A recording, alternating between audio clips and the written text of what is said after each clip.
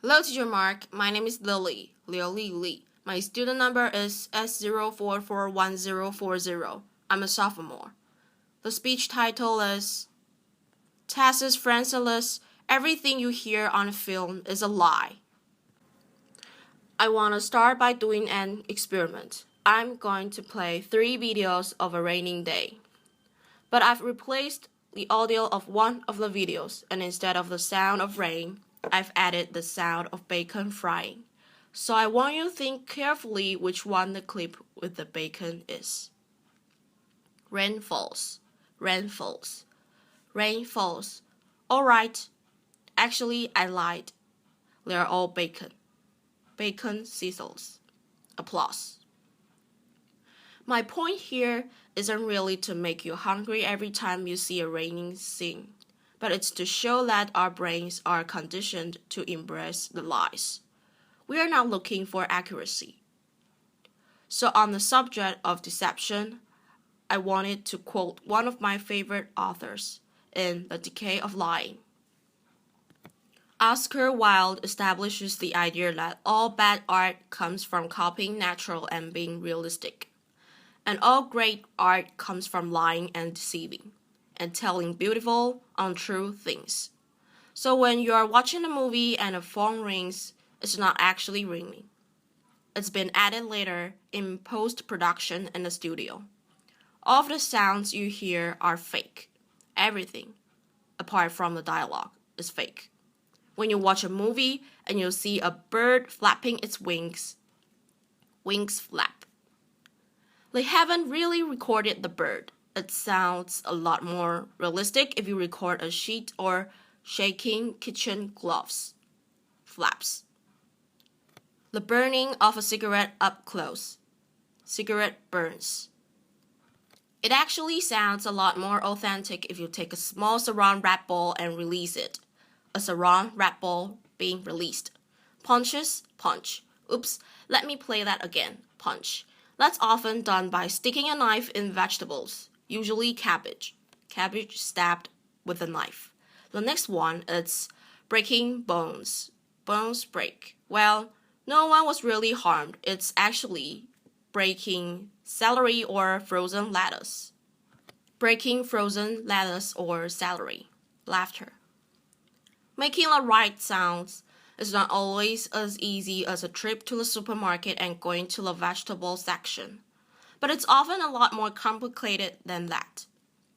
So, let's reverse engineer together the creation of a sound effect. One of my favorite stories comes from Frank Serafini. He's a contributor to our library and a great sound designer for Tron and Star Trek and others. He was part of the Paramount team that won the Oscar for Best Sound for The Hunt for Red October. In this Cold War classic in the 90s, they were asked to produce the sound of the propeller of the submarine. So they had a small problem. They couldn't really find a submarine in West Hollywood. So basically, what they did is they went to a friend's swimming pool, and Frank performed a cannonball or bomba. They placed an underwater mic and an overhead mic outside the swimming pool. So here's what the underwater mic sounds like. Underwater plunge. Adding the overhead mic, it sounded a bit like this. Water splashes. So now they took the sound and pitched it 1 octave down, sort of like slowing down a record. Water splashes at lower octave. And then they removed a lot of the high frequencies, water splashes, and pitched it down another octave, water splashes at lower octave. And then they added a little bit of the splash from the overhead microphone, water splashes. And by looping and repeating that sound, they got this. Propeller turns. So, creativity and technology put together in order to create the illusion that we are inside the submarine. But once you've created your sounds and you've synced them to the image, you want those sounds to live in the world of the story. And one of the best ways to do that is to add reverb. So this is the first audio tool I want to talk about. Reverberation, or reverb, is the persistence of the sound after the original sound has ended. So it's sort of like all the reflections from the materials, the objects and the walls around the sound. Take, for example, the sound of a gunshot. The original sound is less than half a second long. Gunshot. By adding reverb, we can make it sound like it was recorded inside a bathroom. Gunshot reverbs in bathroom. Or like it was recorded inside a chapel or a church. Gunshot reverbs church. Or in a canyon.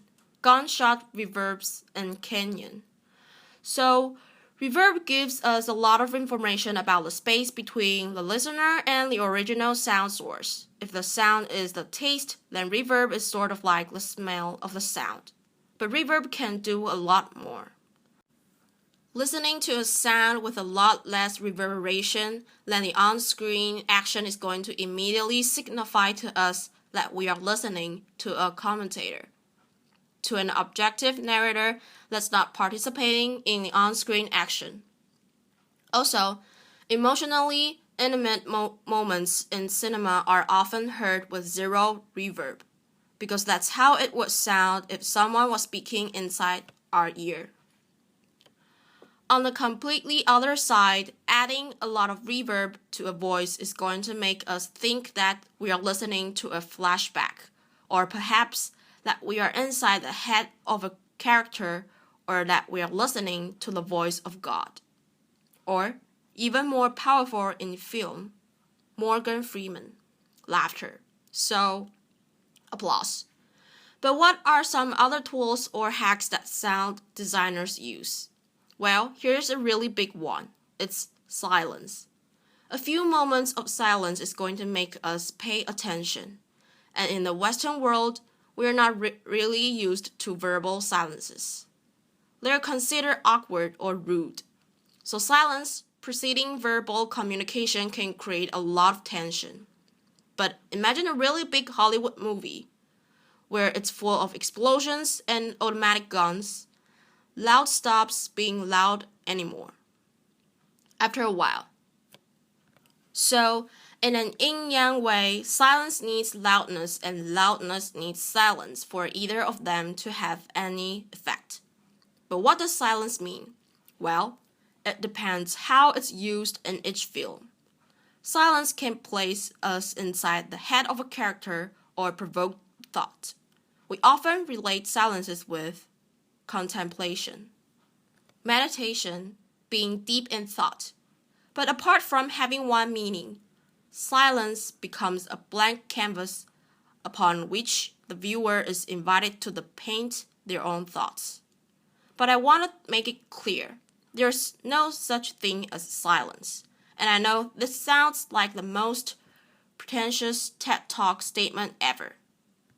But even if you were to enter a room with zero reverberation and zero external sounds, you would still be able to hear the pumping of your own blood. And in cinema, traditionally, there was never a silent moment because of the sound of the projector. And even in today's Dolby world, there's not really any moment of silence if you listen around you. There's always some sort of noise. Now, since there's no such thing as silence, what do filmmakers and sound designers use? Well, as a synonym, they often use ambiences. Ambiences are the unique background sounds that are specific to each location. Each location has a unique sound, and each room has a unique sound, which is called room tone. So here's a recording of a market in Morocco, voices, music. And here's a recording of Times Square in New York, traffic sounds, car horns, voices. Room tone is the addition of all the noises inside the room. The ventilation, the heating, the fridge. Here's a recording of my apartment in Brooklyn. You can hear the ventilation, the boiler, the fridge, and street traffic. Ambiences work in a primal way. They can speak directly to our brains subconsciously. So birds chirping outside your window may indicate normality, perhaps because, as a species, we've been used to that sound every morning for millions of years. Birds chirp. On the other hand, industrial sounds have been introduced to us a little more recently. Even though I really like them personally, they've been used by one of my heroes, David Lynch, and his sound designer, Alan Spleet. Industrial sounds often carry negative connotations. Machine noises. Now, sound effects can tap into our emotional memory. Occasionally, they can be so significant that they become a character in a movie. The sound of thunder may indicate divine intervention or anger. Thunder. Church bells can remind us of the passing of time, or perhaps our own mortality. Bells ring. And breaking of glass can indicate the end of a relationship or a friendship. Glass breaks. Scientists believe that dissonant sounds, for example, brass or wind instruments played very loud, may remind us of animal howls in natural and therefore create a sense of irritation or fear. Brass and wind instruments play. So now we've spoken about on-screen sounds, but occasionally the source of a sound cannot be seen. That's what we call off-screen sounds or acousmatic. Acousmatic sounds, well, the term acousmatic comes from Pythagoras in ancient Greece, who used to teach behind a veil or a curtain for years, not revealing himself to his disciples. I think the mathematician and philosopher thought that, in that way, his students might focus more on the voice and his words and its meaning, rather than the visual of him speaking.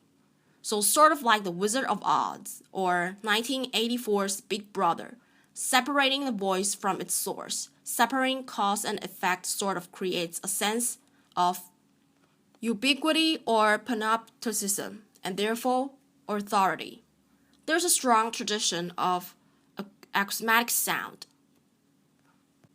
Nuns in monasteries in Rome and Venice used to sing in rooms up in galleries close to the ceiling, creating the illusion that we are listening to angels up in the sky. Richard Wagner famously created the hidden orchestra that was placed in the pit between the stage and the audience. And one of my heroes, Aphex Twin, famously hid in dark corners of clubs. I think what all these masters knew is that by hitting the source, you create a sense of misery. This has been seen in cinema over and over, with Hitchcock and Ridley Scott in Alien. Hearing a sound without knowing its source is going to create some sort of tension. Also, it can minimize certain visual restrictions that directors have and can show something that wasn't there during filming. And if all this sounds a little theoretical, I wanted to play a little video. Toy squeaks, typewriter, drums, ping pong, knives being sharpened, record scratches, saw cuts, woman screams. What I'm sort of trying to demonstrate with these tools is that sound is a language. It can trick us by transporting us geographically. It can change the mood. It can set the pace. It can make us laugh or it can make us scared. On a personal level, I fell in love with that language a few years ago and somehow managed to make it into some sort of profession. And I think with our work through the sound library, we are trying to kind of expand the vocabulary of that language. And in that way, we want to offer the right tools to sound designers, filmmakers, and video game and app designers to keep telling even better stories and creating even more beautiful lives. So thanks for listening. Applause.